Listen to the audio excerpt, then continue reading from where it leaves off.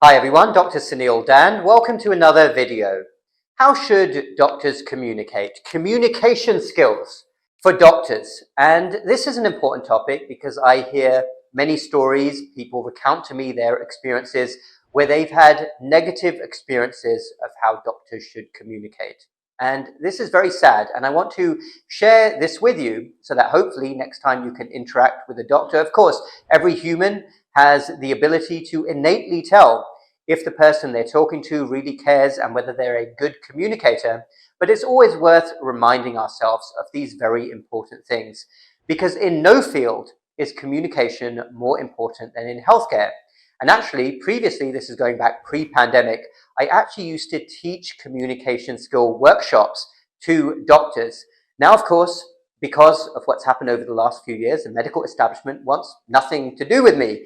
So absolutely, my talks now have to be given online, unless they are to specific groups. But in terms of hospitals and also doctor groups and medical schools asking me to speak to their medical students on how to communicate, those days unfortunately are over, because of course people like me, doctors like me, are very much outcasts from the medical establishment, even though we are speaking honestly and transparently. You have to nowadays follow the narrative. Let's get back to communication skills, however, and how doctors should communicate. It really pains me when I hear all these stories that a doctor has barely looked at their patient. I hear that all the time. People will say to me that for the whole consultation, usually primary care, but this could be a specialty as well, that the doctor was turned around looking at the computer screen, typing away. They barely looked at their patient in the eye. Now, a lot of this is because of overwhelming bureaucracy, but there are always little things that any doctor can do to communicate better with their patient. So let's start off at the very beginning. This shouldn't even need to be said, but make eye contact, okay? Eye contact, as they say, is the window to the soul. You have to be looking directly at who you're talking to. This is so important in many professions, but no more so than doctors. So a doctor shouldn't be turned around for most of the consultation doing something else. Actually look at the patient. You want your doctor to be staring right at you, hopefully with an empathetic look on their face. And the impression that I always strive to give, and any doctor should strive to give, is while I'm looking at you, while we're in this consultation, you are the center of my world. There are no distractions whatsoever. I want you to tell me what's wrong. I will listen to you. That's the next thing. A doctor should listen more than they talk. As the saying goes, if speaking is silver, then listening is gold. These are very basic things here. I'm not saying anything that is rocket science, but too often in today's healthcare environment, where everything is about assembly lines, where patients are treated as if they are merely on a conveyor belt, just another number, all of these things are forgotten about. The human interaction that should be at the core of healthcare. So you want good eye contact. You want to display empathy. You want to listen more than you talk. The other big thing that I would advise is to sit down. This applies more in the hospital. Now, when I'm rounding in the hospital, I make it a point.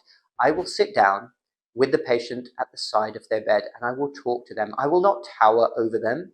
And in fact, there have been fascinating studies done on this that have showed that not only will any patient obviously appreciate it more if a doctor sits down, but they also perceive the consultation to be better and perceive the doctor to have spent longer with the patient, even though according to the study that I saw, the doctor hadn't necessarily spent longer, but at least that time was in direct eye contact, trying to be at eye level with their patient. But too many doctors now simply tower over their patients. And the attitude that doctors display is so, so important. Too many doctors, I feel, come across as being rushed, being in a hurry. Oh, you're an afterthought. I'm not really that interested. I simply want to move on. This is absolutely terrible. Being a doctor, I consider it to be a noble profession. Anybody should. It's special. It's not like any other profession. Now, I completely blame the medical profession and today's doctors for surrendering control of the profession, but it's up to every single doctor to take charge of their own consultation. How are you coming across? Are you coming across as somebody who doesn't want to be there? Are you coming across as somebody who's in a hurry? Or are you going to be truly present? Will you be there making that eye contact, displaying empathy, talking with compassion? No belittling, no dismissing. Listen to what your patient says and really do your best to help them, because that's what being a doctor is all about. We might not necessarily have all the answers. We might not necessarily be able to fix something immediately. We might not be able to fix it at all, but we can at least try to be human. We can try to be on top of our game with our communication skills.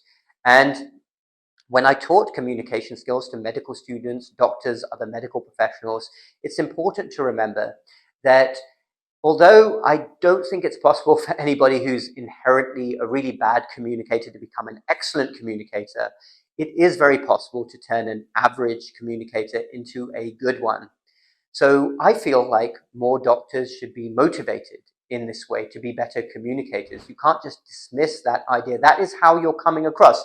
This is your profession, for goodness sake, and it's a noble profession, and this is forgotten in the vast amount of bureaucracy, everything else going on in healthcare.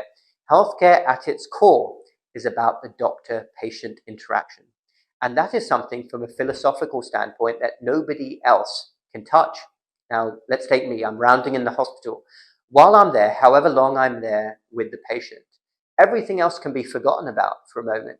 Forget about the room, forget about the terrible system, forget about everything else that's going on.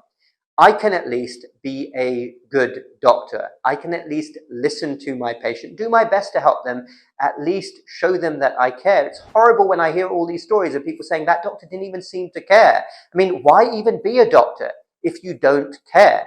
And even if something may seem ridiculous to you, I mean, let's face it, in every profession, sometimes ridiculous, crazy things do happen. Sometimes we deal with patients who are not the best people themselves. There may be other issues involved. They might be aggressive, whatever. But that is on us as a professional to deal with. So I wanted to leave those thoughts with you because it really does rub me the wrong way whenever I hear those stories about poor communication. This is something that should be taught in medical school. I think a lot of doctors are pretty good at this, but they forget it in the horribleness of our current system, that ultimately everything comes down to that interaction. And that's the one thing which will be remembered by our patients. Thanks everyone for watching. Dr. Suneel Dhand. Feel free to leave your thoughts down below. Check out the links in the description below for my website and the other work I do. Hit the like button if you like this video and the subscribe button for more similar videos in the future. We will speak again very soon.